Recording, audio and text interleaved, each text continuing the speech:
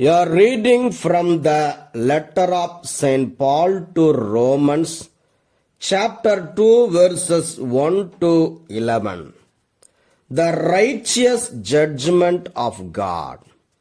Therefore, you have no excuse, whoever you are, when you judge others, for in passing judgment on another, you condemn yourself, because you, the judge, are doing the very same things. You say, we know that God's judgment on those who do such things is in accordance with the truth. Do you imagine, whoever you are, that when you judge those who do such things and yet do them yourself, you will escape the judgment of God? Or do you despise the riches of His kindness and forbearance and patience? Do you not realize that God's kindness is meant to lead you to repentance? But by your hard and impenitent heart, you are storing up wrath for yourself on the day of wrath, when God's righteous judgment will be revealed.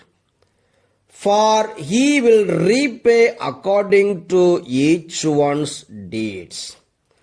To those who, by patiently doing good, seek for glory and honor and immortality, He will give eternal life. While for those who are self-seeking and who obey not the truth but wickedness, there will be wrath and fury. There will be anguish and distress for everyone who does evil, the Jew first and also the Greek, but glory and honor and peace for everyone who does good, the Jew first and also the Greek, for God shows no partiality. A reading from the Holy Gospel according to St. Luke, chapter 11, verses 42 to 46. Woe to you, Pharisees, for you tithe mint and rue and herbs of all kinds, and neglect justice and the love of God. It is these you ought to have practiced, without neglecting the others. Woe to you, Pharisees, for you love to have the seat of honor in the synagogues and to be greeted with respect in the marketplaces.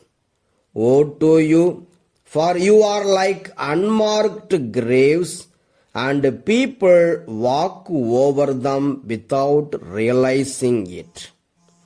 One of the lawyers answered him, Teacher, when you say these things, you insult us too.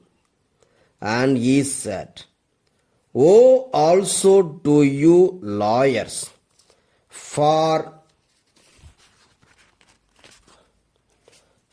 you load people with burdens hard to bear, and you yourselves do not lift a finger to ease them.